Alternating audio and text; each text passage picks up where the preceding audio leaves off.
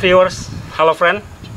Selamat datang di Speak Up with Ernest Suwer, persembahan dari RSU Channel, dan senang sekali kita bisa bertemu lagi kali ini. Sekali lagi minta maaf, dan sebelumnya minta maaf karena agak vakum lama, sekali biasa ada kesibukan. Tetapi atas dukungan dari viewers semua, RSU Channel kembali mempersembahkan Speak Up with Ernest untuk kali ini.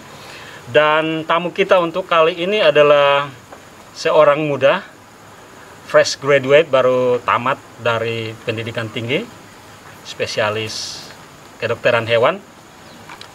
Dan tamu kita ini melakukan satu langkah bisnis yang luar biasa, dan langkah bisnis ini mendapat apresiasi dari banyak orang, dan tentu langkah bisnis yang dilakukan ini menunjukkan kemanfaatan bagi banyak orang. Sudah lama sekali saya listing untuk meng-hire atau melakukan speak up perbincangan dengan tamu kita ini, namun baru kali ini kita berkesempatan dan sudah ada terekam di kamera. Tamu kita, tamu Speak Up with Ernest kali ini adalah Brother Robi Dimu. Saya agak lupa, tapi beliau adalah, atau brother kita ini adalah alumni kedokteran hewan Universitas Nusa Cendana. Selamat sore, Kak Robi. Biar lebih akrab kita manggilnya Kak, walaupun umur di bawah ya, tapi untuk mengakrabkan kita manggil Pak saja, apalagi Kak saja. Kedokteran hewan ya Kak Robi ya? Iya. Itu betul. Gelarnya apa? Dokter hewan. Dokter hewan. DRH. Ya? Kalau disingkat ya? DRH. Ya. DRH di depan nama. DRH di depan nama. Tapi belakangnya biasa ada S ini lagi, sarjananya lagi. Tidak ada. Tidak ada, cuma tidak DRH ada. ya? Ya, kalau sudah ada gelar dokter hewan, DRH, tidak ada di belakangnya lagi. tidak ada gelar. Biasanya kalau baru lulus sarjana, di belakang ada gelar SKH, sarjana kedokteran hewan. Tapi setelah kita ambil profesi dan lulus menjadi dokter hewan, nanti SKH-nya dihilangkan, tinggal DRH-nya. Oh, ya. Jadi kalau belum mengambil profesinya maka dia SKH. Ya. Tapi kalau setelah sudah ambil dianggap profesi, lulus cuma S1. Kalau DRH berarti sudah lulus profesi. Iya, ya. Baik. Lulusnya tahun berapa Kak Robi? 2016 Desember. Desember ya. 4 tahun lah ya, 4 tahun. Iya, 4 tahun. Kemudian kembali rote Kak. 2016 itu waktu lulus masih cari pengalaman dulu. Memang dari awal waktu masih kuliah sudah ada rencana untuk pulang rote. Jadi kita memang ada panggilan dari dalam hati untuk pulang dan membangun daerah. Berbuat sesuatu. Iya. Sesuai apapun dengan bentuknya ya kita pulang, karena kita juga mungkin lahir besar di sini, ya, melihat situasi kondisi di sini masih serba kekurangan. Kita punya keinginan untuk itu. Jadi dari awal masih kuliah memang sudah ada keinginan untuk pulang. Tapi setelah barusan lulus itu kita masih cari pengalaman. Kerja dulu, iya, sempat kerja di Kupang beberapa bulan, kemudian setelah itu kita cari tempat untuk belajar, untuk membangun pekerjaan yang seperti yang sekarang. Oh, jadi di Kupang setelah wisuda itu kerja apa dulu? Masih kerja di perusahaan swasta. Hewan, ya, atau tapi waktu itu memang saya karena sudah menyasar ke sini ke bidang perunggasan, jadi lebih fokus. Waktu itu kerja di perusahaan pakan dan bibit ayam. Itu cari pengalaman untuk nanti ketika merintis usaha ya? Cari pengalaman, cari relasi dan berapa lama itu Kak sempat? Kurang lebih 9 bulan lah. 9 bulan. Ya. Dirasa cukup kemudian kembali? Ya, saya rasa 9 bulan itu cukup, kemudian saya cari tempat lain untuk belajar yang tidak seformal itulah. Karena biasanya kalau di perusahaan kan kita biasanya terikat dengan beberapa aturan dan segala macam. Jadi kita coba cari kenalan untuk kita belajar lagi yang lebih mendetil. Tapi masih tetap di sekitar perunggasan juga? Masih di perunggasan. Peternakan ya. juga? Jadi setelah itu dapat tempat. Puji Tuhan waktu itu dapat kenalan di Blitar melalui kenalan dosen saya. Dapat kenalan di Blitar. Jadi kemudian saya ke sana, saya diterima untuk belajar di sana selama 2-3 bulan waktu itu. Magang lah di Blitar. Ya, di peternakan ayam seperti ini juga ya, Pak? Di peternakan ayam besar waktu itu, kalau boleh saya sebut namanya ya. Silakan. Perusahaan Rosa Poultry Farm di Blitar. Cukup besar juga untuk ukuran cukup Blitar, besar. bahkan kapasitas ayamnya ya 80.000 sampai 100.000 ekor gitu. Semakin memperkaya Kak Robi lagi untuk ketika nanti membuka peternakan ini. Betul, karena memang kita mencari pengalaman langsung daripada pelakunya langsung. Iya, iya. Jadi makanya saya putuskan untuk datang ke sana dan kebetulan diterima dengan baik. Saya belajar di sana dan pulang langsung balik Rote dan mulai bekerja. Setelah kembali dari Blitar itu dirasa lengkap sudah untuk memulai usaha.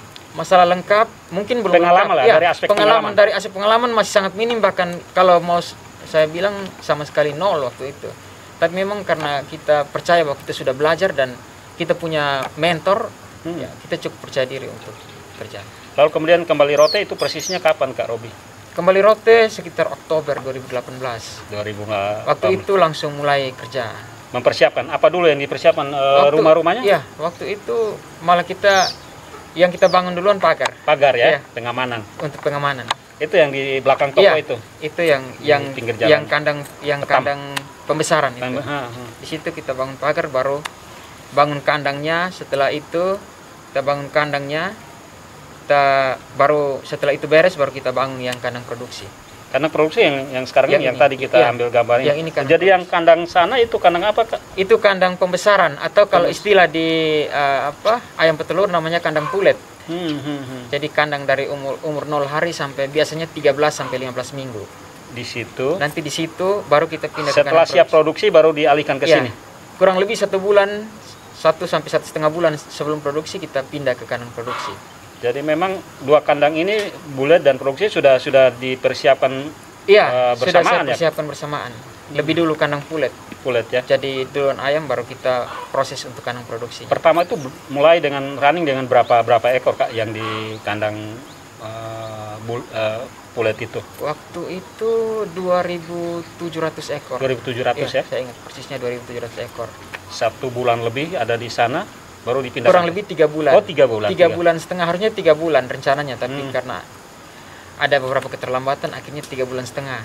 Baru dialihkan ke sini itu sudah sini. Di sini sudah siap. Memang waktu itu kan di sini belum siap. Iya, jadi agak kita delay sedikit. Iya, sedikit terlambat. 2.700 mulai ya. 2.700. Oh, jadi persisnya mulai berproduksi itu bulan berapa Kak? Mulai produksi bulan November. November akhir 2019. 2019 ya. Pas umur 17 minggu waktu itu. Usia ayamnya 17 minggu. 17 minggu. Biasanya 1 ekor itu per hari dia menghasilkan berapa telur Kak? Rata-rata sih 1 butir. 1 butir ya. Rata-rata 1 butir. Ya. Berarti running dengan produksi telur per hari itu 2.700. Kalau di ayam petelur tidak semua petelur. Iya, produksinya tidak 100%. Tidak 100% ya. Kalau 100% berarti 2.700, tapi produksinya puncak produksi itu 90 sampai 95. Dan waktu itu, tapi itu pun membutuhkan waktu beberapa bulan setelah mulai bertelur baru bisa normal. Bisa mencapai puncak. Kak, kita bicara ketika awal merencanakan tentu diperlengkapi dengan pengalaman-pengalaman tadi dari 2 tempat magang bekerja itu. Kembali ke Rote sudah mempersiapkan, dikomunikasikan dengan Bapak dan Mama, bagaimana respon dari orang tua? Malah saya komunikasikan waktu masih kuliah. Sudah jauh-jauh hari ya, sudah jauh-jauh hari. Mengkomunikasikan dengan Bapak dan Mama. Jadi sudah ada lampu hijau dari orang tua. Sudah ada persiapan juga ya. Jadi memang waktu itu saya setelah kuliah memang arahnya istilahnya sudah jelas. Sudah goalnya sudah jelas. Goalnya sudah jelas. Jadi saya kira kecuali kalau ada halangan ya mungkin dia tertunda atau tidak sudah dikompromikan dengan orang tua ya. Lahan juga sudah dipersiapkan. Lahan juga sudah siap. Dan tentu permodalan ya Kak. Permodalan. Jadi pada prinsipnya orang tua semester berapa Kak mulai merencanakan? Betul. Kalau bicara ini sebenarnya tidak sengaja juga saya. Iya, ingin tahu ceritanya kenapa sampai waktu itu saya semester 6, kalau tidak salah semester 6 kita di kedokteran hewan punya mata kuliah bisnis veteriner. Oh, bisnis ya, iya. Iya, jadi itu cuma satu-satunya mata kuliah yang mengarahkan kita ke wirausaha. Dan waktu itu karena memang baru tahun-tahun awal waktu itu mata kuliah itu diadakan, jadi ya kita juga sebenarnya belum menggali banyak hal di situ. Tapi lagian mungkin mata kuliah cuma berapa SKS? Cuma 2. 2. Kalau tidak salah 2, cuma 2 SKS waktu itu. Jadi beruntung ada kesempatan dari dosen kasih tugas untuk membuat satu model usaha, model usaha veteriner. Kalau model usaha veteriner itu bahasa kerennya kedokteran hewan. Salah satu model usaha veteriner. Jadi saya secara tidak sengaja terpikir ke sini karena saya memang dari sebelumnya sudah ada keinginan pulang ke Rote. Terus saya coba analisa kira-kira apa di sana yang bisa saya kerjakan. Bisa dikerjakan. Dan saya terpikir ke sini karena biasanya kalau kebutuhan telur itu dipasok dari luar. Iya, biasanya dari luar, dan itu yang pertama, banyak yang rusak kalau di sini. Yang kedua, kalau musim-musim tidak ada pelayaran kan berarti kita kan stoknya kosong, stoknya habis. Jadi dari situlah ya, itu latar belakang pemikiran Kak Robi latar belakangnya dari situ. Jadi mulainya dari situ. Kemudian saya iseng-iseng tulis dan ya saya seriusi sampai setelah itu. Jadi itu dijadikan apa ya, passion dan diikuti terus, mimpi dan diikuti terus ya Kak ya. Dari situlah saya mulai coba, kayaknya ini tidak hanya sebatas jadi tugas, bisa jadi project ke depan. Dan memang itu diikuti terus dan bisa direalisasikan. Dan setelah itu waktu pendidikan profesi atau waktu koas kita dikasih kesempatan untuk magang pilihan. Jadi terserah kita mau pilih di mana, kita tentukan tempatnya dan berangkat ke sana. Dan saya juga dari sekian banyak teman-teman saya dan juga ada senior yang sudah lebih dulu pendidikan profesi, saya sendiri yang memilih di Ayam Petelur. Yang di Blitar itu? Iya, yang waktu koas itu saya di Jogja. Oh, koas di Jogja. Ya, kebetulan lihat kenalannya dosen saya juga. Jadi saya di Jogja, saya memang juga di peternakan diri, petelur ayam. Peternakan ayam petelur. Memberanikan diri untuk masuk ke sana. Walaupun memang waktu itu kita referensinya di kampus juga sangat minim, tapi karena mungkin keinginannya sudah kuat, saya belajar ke sana. Jadi mungkin itulah. Oke Kak, jadi singkat cerita setelah kembali, kemudian planning mimpi itu mulai dikerjakan dan produksi perdana produksi perdana. 2019 November. Kak, gimana rasanya ketika mulai melihat bahwa mimpinya menjadi nyata, ayam-ayam yang ada di peternakan itu mulai menghasilkan telur? Sebenarnya waktu awal ini ada teman-teman masih ada juga yang waktu awal dengan saya kerja dengan saya itu. Waktu saya ingat persis telur perdana waktu itu saya sangat bahagia. Saya sangat bahagia karena kita teman-teman ini ada 1 bulan pertama sampai dia hampir bertelur itu memang kita perjuangannya luar biasa karena selama 3-4 bulan itu kan tidak ada hasil. Jadi dari apa yang kita kerjakan, jadi hasil perdananya waktu itu kita membanggakan cukup membahagiakan. Jadi itu kesan pertama waktu bahwa mimpi sudah pekerjaan kita sudah mulai membuahkan hasil di situ. Jadi rasanya bahagia ketika patokannya kan ketika ayam sudah bisa berproduksi, bertelur, maka itulah mulai usaha kita. Baru mulai usahanya jalan menghasilkan. Betul. Menghasilkan ya. Oke Kak, kemudian ya dari 2.700 kan Kak bilang tidak semuanya 100% kan, taruhlah 2.000 lebih lah. 2.500-an telur perdana. Ini bicara tentang kemudian itu kan artinya sudah jalan. Strategi pemasarannya Kak sudah pikirkan juga dong pasti. Dari 2.500-an telur itu. Kembali ke saya memang belum punya pengalaman sama sekali, bahkan untuk berbisnis belum ada pengalaman. Jadi memang waktu pemasaran perdana ya saya cukup terbantu karena orang tua memang sudah lebih sudah terjun di bisnis sudah jadi ada relasi lah. Sudah istilahnya saya sudah punya etalase jual, punya etalase jual nih. Tapi waktu itu bahkan untuk masalah menentukan harga saja saya waktu itu masih sangat minim referensi lah. Jadi memang awal-awal patokannya harga telur yang di pasaran atau waktu disamakan itu, atau di bawah atau di waktu itu sebenarnya rencana saya masih di bawah kan, namanya kita memperkenalkan masih di bawah. Tapi memang karena antusiasme orang juga baik, jadi ya dengan permintaan yang cukup tinggi akhirnya barang-barang kita juga settingan untuk harganya kadang sudah berbeda dengan harga pasar. Iya. Lagian kan keunggulannya bahwa telur lokal dan terjamin masih baru gitu ya. Jadi kemudian pertama dipajang di etalase di toko dulu, tapi hari demi hari dari mulut ke mulut semakin banyak yang tahu. Jadi akhirnya banyak kita punya banyak pelanggan setelah itu, dan disitulah saya kira pekerjaan ini atau usaha ini punya prospek yang baik. Sempat ada maksudnya dari produksi awal itu laku semua atau ada sempat apa ya, tidak laku semua, ada penumpukan juga Kak sampai mungkin bulan pertama atau bulan kedua Kak. Kan Waktu awal karena waktu itu kita produksi bertepatan dengan Natal memang habis. Tapi setelah Natal, setelah perayaan tahun baru, setelah tahun baru langsung sedikit macet. Iya, tapi kemudian karena orang-orang sudah kenal dengan barang kita ya, akhirnya bisa lancar sampai sekarang. Sampai sekarang. Kak, sekarang posisi sekarang berapa ekor yang ada di kandang produksi? Kebetulan baru ada penambahan tahun lalu, jadi dia posisi jumlahnya 2 kali lipat jumlah pertama. 2.000, 4.000, jalan 5.000 ekor Kak? Iya, 5.000-an. Berarti sekarang produksi telur per hari itu dia tembus angka 5.000 telur per hari? Produksi per hari cuma ada di 4.500. 4.500 ya kan? Karena ayam rasionya tidak semua bertelur pada setiap hari dan ya kan? Yang vlog pertama kan sudah tua, jadi produksinya sudah menurun. Sudah menurun ya? Iya. Sudah menurun 4.500-an. Market sekarang untuk di Rotendao sudah tercover semua Kak? Untuk market Rotendao yang pasti bahwa untuk daerah dengan kebutuhan besar seperti mungkin di Baa atau mungkin agak ke barat sedikit ya, hampir semua orang sudah tahu barang dan kita. Sudah menggunakan ya, sudah lebih ke barat sih karena kita mungkin posisinya ada di sini. Yang kurang tercover mungkin ada di arah timur. Tapi di bagian timur. Akan dibuka pasar ke sana. Ya puji Tuhan baru bulan lalu kita ada satu pemilik toko pemilik toko yang mau menjual barang kita di Pantai Baru. Di Pantai Baru. Ya, daerah Pantai. Ada rencana nanti dia bergerak ke arah timur ke Papela lagi? Timur mungkin dalam minggu ini sudah.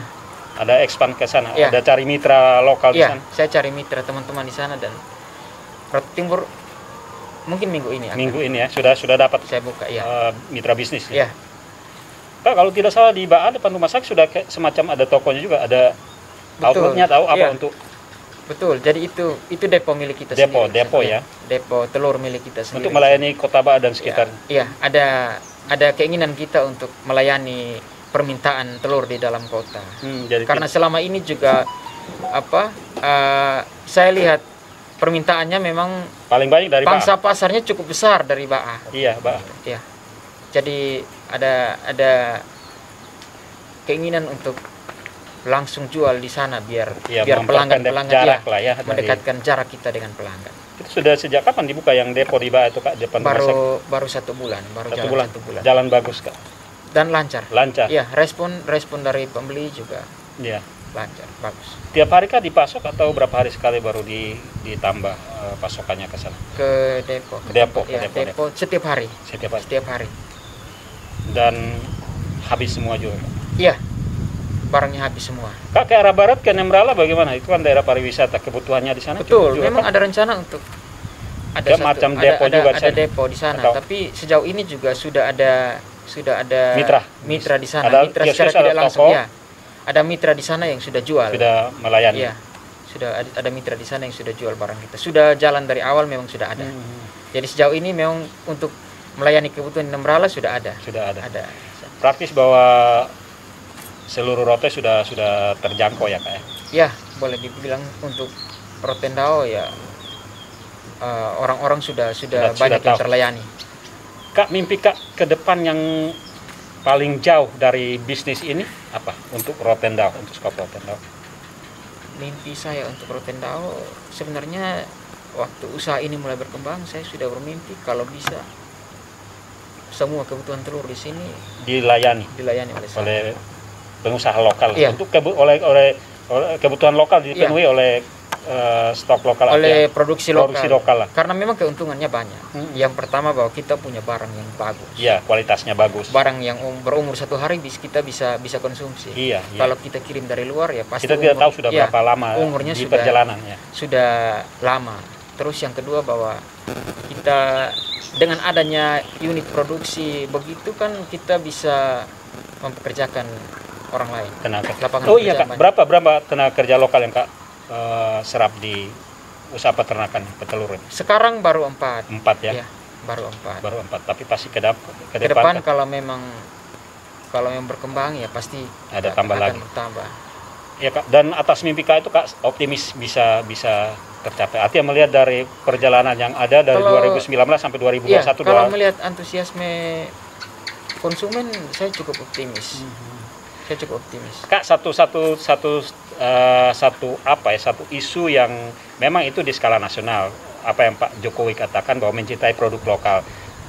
Nah, itu terbukti tidak Kak di Rotendao dalam konteks usaha peternakan ayam petelur Kak, itu orang-orang kita mencintai atau menyukai produk lokal telur ayam kita, telur ayam Kak hasilkan atau tidak dari selama ini pengalaman? Sejauh ini memang testimoni dari konsumen banyak yang menyukai dan buktinya bahwa memang hampir semua loyal. Setahu saya hampir semua loyal. Kalau sudah pernah pernah beli, iya, pasti sudah akan beli. pernah mengambil di sini ya biasanya akan kembali lagi. Kak, tadi kan kita bicara mulai dari mimpi Kak, kemudian itu dikomunikasikan dengan orang tua, dan orang tua juga respon, kemudian dipersiapkan dan dijalankan sampai dengan saat sekarang. Tapi saya belum tahu apakah ada kendala-kendala tidak, atau ya ada hambatan tidak sejauh ini Kak atas usaha Kak. Betul. Kalau kendala sejauh ini memang kendala yang paling banyak saya rasakan ya mungkin di pasokan bahan baku atau kebutuhan produksi. Karena kadang kan pelayaran juga tidak lancar. Ya berbagai masalah karena kita semua kebutuhan bahan baku dan alat produksi ternak kita masih kirim dari luar. Dari Kupang Kak atau dari Jawa? Ada yang dari Kupang, ada yang dari Jawa. Semata-mata kendalanya di situ saja. Ya, kendalanya sejauh ini ya yang saya rasakan cukup berat sih. Tapi masih terkendali. Dan itu di bulan-bulan tertentu saja. Itu di bulan tertentu. Kondisi Ya, ketika cuaca. kondisi pelayaran terganggu. Tapi selebihnya normal ya. Selebihnya Kak? normal. Berarti kendala misalnya permodalan kan orang tua sudah support mereka. Sampai sekarang kan sudah menghasilkan nih, sudah omset. Kalau kita mau bilang big event point atau sudah kembali modal itu sudah tercapai atau tidak Kak? Masalah kalau break even point untuk Usaha ini. Untuk ayamnya saja, untuk kebutuhan pakan sudah. Tapi Ya. kalau untuk aset yang sudah kita bangun semacam bangunannya memang belum. Itu butuh waktu ya Kak, karena waktu. itu dia membutuhkan modal yang besar ya Kak. Karena itu memang kita sudah rencanakan pengembaliannya jangka panjang, 10 tahun, 15 tahun. Iya, karena dia kan sekali bangun seterusnya dipakai terus. Jadi pasti dalam satu rentang waktu tertentu akan tercapai. Akan terpenuhi. Ya. Oke Kak, ini usaha yang benar-benar kemudian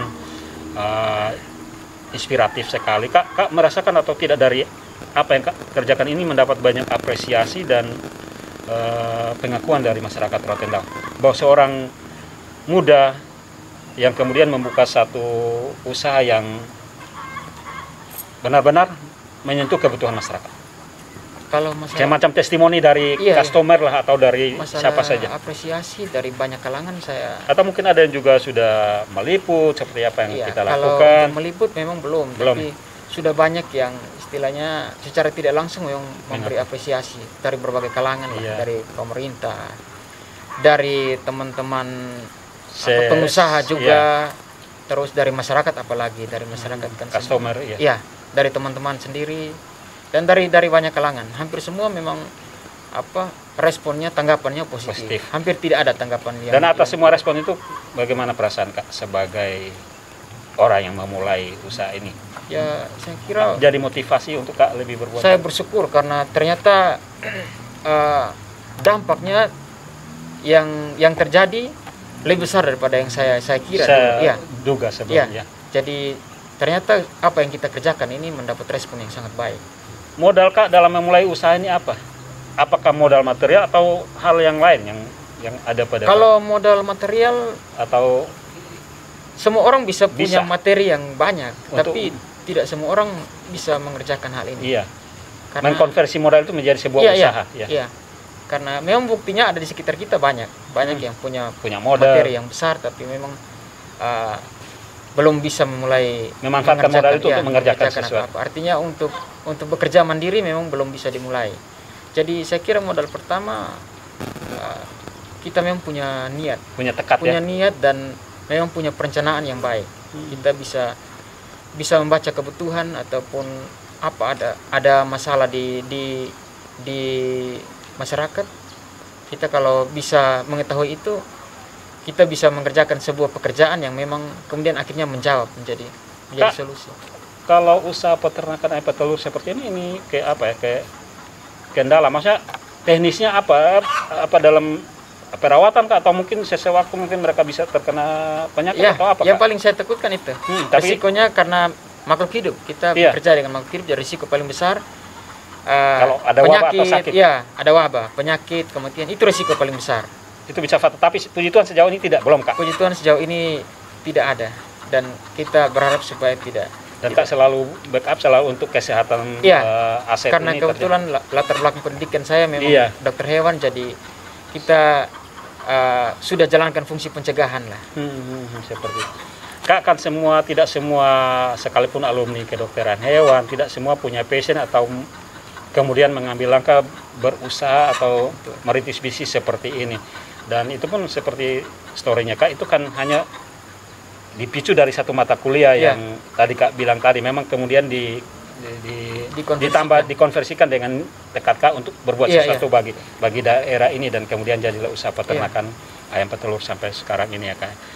Kak, apa yang kemudian setelah usaha Kak Robi ini berhasil, banyak orang yang menjadi kagum, dan yang kita berharap bahwa ada motivasi dari usaha Kak ini bagi pemuda-pemuda Rotendao untuk bisa menjejaki atau mengikuti, ya, bukan harus sama seperti usaha seperti ini, tapi dalam usaha lain. Pesan moral Kak terhadap generasi muda Rotendao? Saya juga berpikir seperti itu, karena ternyata setelah saya memulai pekerjaan ini, pulang kembali ke Rote ini setelah kurang lebih 11 tahun keluar, mengenyam pendidikan di Kupang.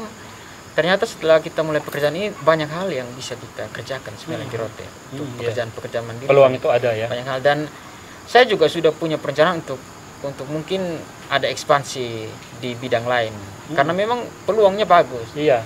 Jadi saya sebenarnya sebagai anak-anak muda berharap agar teman-teman jangan takut untuk bermimpi dan memulai ya Kak.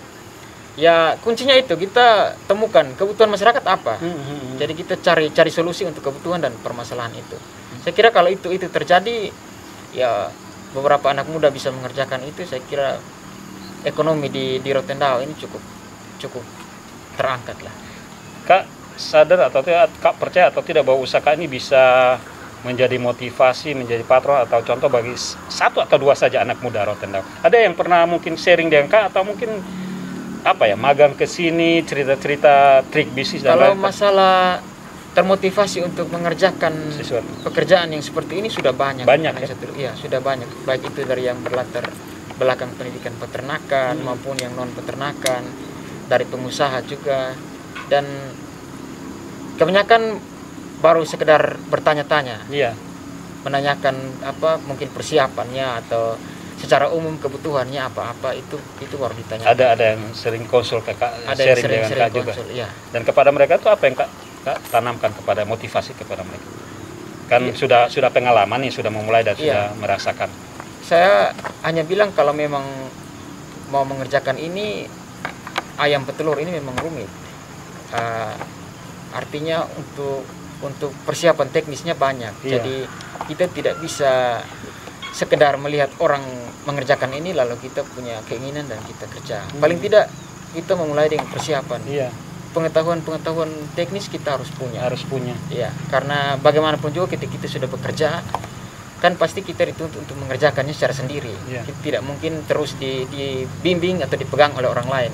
Walaupun orangnya memang sudah mampu mengerjakan itu, tapi pendekatan kita pasti berbeda. Setiap orang punya pendekatan berbeda dalam mengerjakan sesuatu. Kak Robi, ini kan usahanya sudah berhasil, biasanya ya ada lata lah kalau satu usaha berhasil akan orang lain mengikuti atau membuka usaha yang saya ini. Bagi Kak Robi tidak masalah? Bagi saya tidak masalah, karena sebenarnya kalau prinsip saya ada kompetisi itu bagus. Kompetisi itu bagus. Tapi kalau untuk Rotendao, untuk pekerjaan ini, saya kira ada yang mengerjakannya pun itu bukan kompetisi, karena memang kebutuhannya besar. Cukup besar ya. Cukup besar. Jadi paling tidak kalau sudah ada semakin banyak, berarti pasokan barang dari luar kita sudah bisa batasi cegah, kita bisa batasi. Oke Kak Robi, jadi memang usaha yang Kak lakukan ya baru 2 tahun kurang lebih ya, jalan 2 tahun, tapi puji Tuhan sudah tahun kedua sudah berhasil yang bagus. Supply demand juga cukup stabil ya Kak. Stabil. Produksi dan permintaan. Iya. Dan ke depan Kak Robi estimasi kebutuhan akan telur ini meningkat untuk Rotendao Kak ya? Akan meningkat karena sepengalaman saya memang selama ini juga ada yang untuk konsumsi telur ini mungkin selama ini orang kesannya mungkin tidak terlalu peduli dengan konsumsi telur, tapi setelah ada barang kita, ternyata mereka jadi istilahnya kalau mau ini ada yang bilang biar kita beli nanti lebih praktis. Jadi untuk konsumsi yang praktis mereka telur yang paling praktis telur. Paling praktis telur. Kak, ini kan sudah posisi 5.000-an ekor nih. Ada rencana tambah, mungkin kan nanti yang mula-mula kan akan produksinya menurun dan istilah apa dikeluarkan atau di-upgrade kan pasti ada tambah lagi untuk mengganti. Betul. Nanti kita putar siklusnya, jadi nanti kita ganti dengan yang baru. Yang tahun ini pasti ada yang diganti, tapi ada juga rencana penambahan. Iya. Sekarang kan 5.000, dia posisi bisa ke 7.000-an gitu Kak? Kalau bertambah lagi mungkin 8.000. 8.000 ya Kak. Dan tapi masih dalam perencanaan.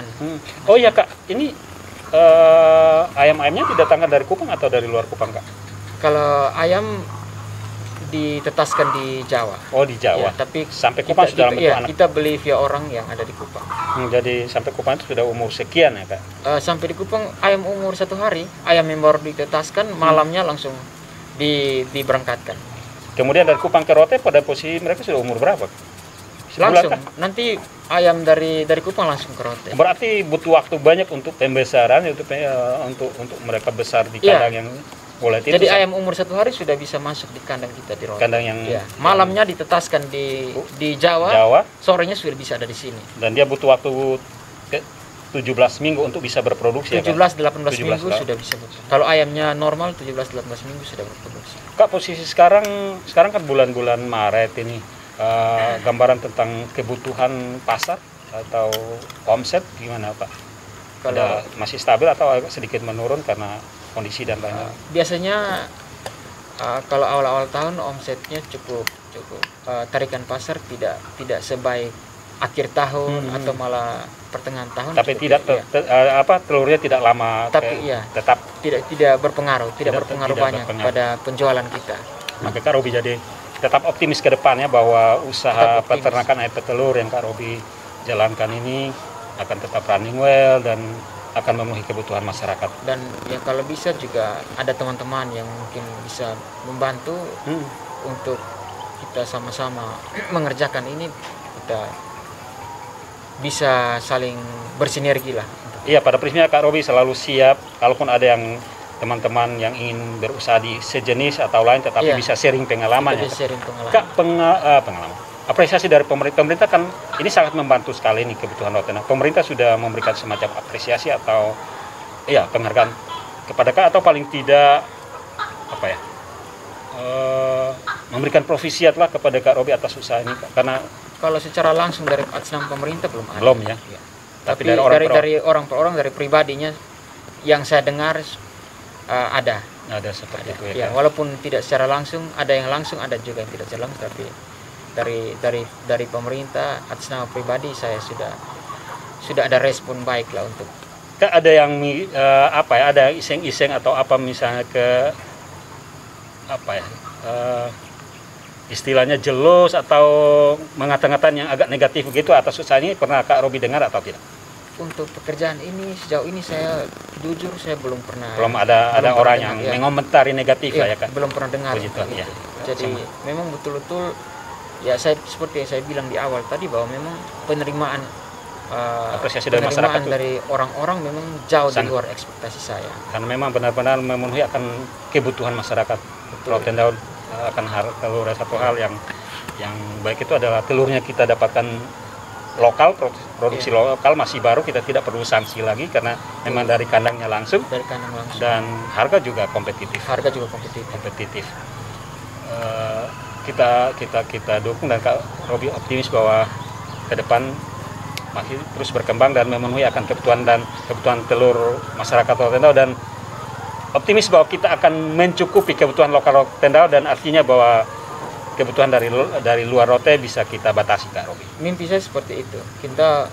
Kita bisa untuk memenuhi kebutuhan Rotendao, kita pakai produksi lokal. Iya. Jadi semua kita Mencintai bisa, produksi lokal dan menggunakan produksi semua lokal. kita bisa menikmati barang yang bagus. Sampai pada titik ini Kak Robi cukup puas dengan usaha yang telah berjalan, Kak? Cukup puas, tapi tentunya kita terus ingin berkembang. Terus berinovasi dan berkreasi, ya, Kak. Kalau mau dibilang ada yang harus Kak Robi sampaikan terima kasih, kepada siapa Kak Robi nyampaikan terima kasih atas usaha yang 2 tahun tetapi menjanjikan dan sangat baik ini? Kalau untuk ini mungkin yang ingin saya sampaikan paling pertama orang tua saya. Iya, sangat mendukung, orang ya, tua Kak. saya. Ya dari awal sudah menyambut baik mimpi saya dan mempersiapkan segala sesuatunya jauh lebih siap daripada apa. Jadi Kak siap ilmunya, timba ilmunya di sana, Bapak dan Mama siap segala sesuatu, Ya, sarana prasarana, orang tua saya lahan, uang dan lain-lain. menyiapkan semuanya di sini. Ya ketika Jadi kembali ketika tinggal kembali action. langsung action.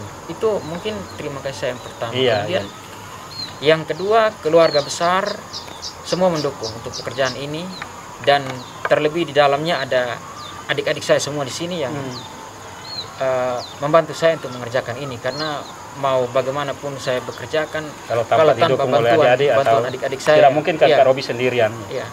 Kalau tanpa bantuan mereka saya juga tidak mungkin bisa mengerjakannya, bahkan apalagi mengembangkannya dengan sebaik ini, sebaik sekarang.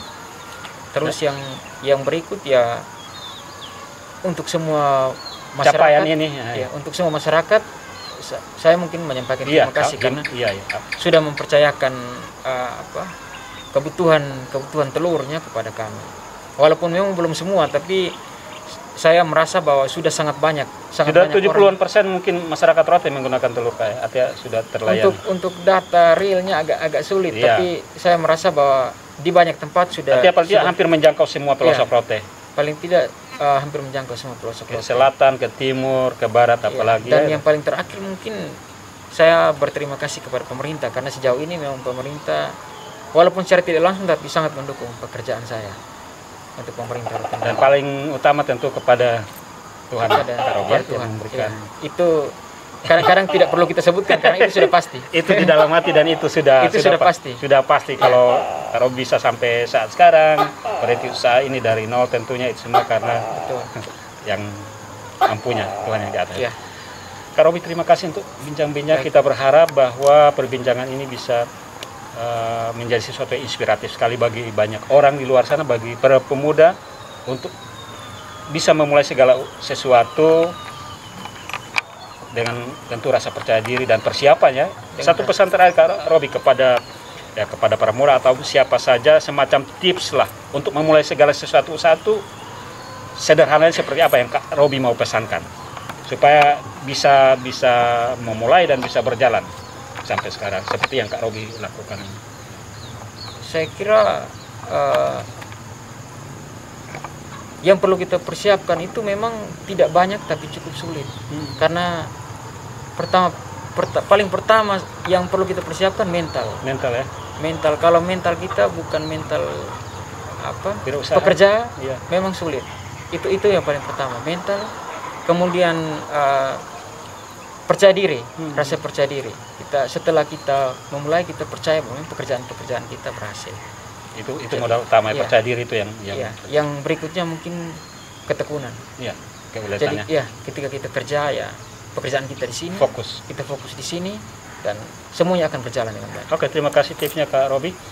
Well, friend, sahabat, inilah perbincangan kita dengan Kak Robi Dimo, seorang sarjana kedokteran hewan yang kemudian memulai sebuah usaha peternakan ayam petelur, dan sekarang sudah 5.000-an ekor, sudah melayani kebutuhan sebagian besar masyarakat Rotendao.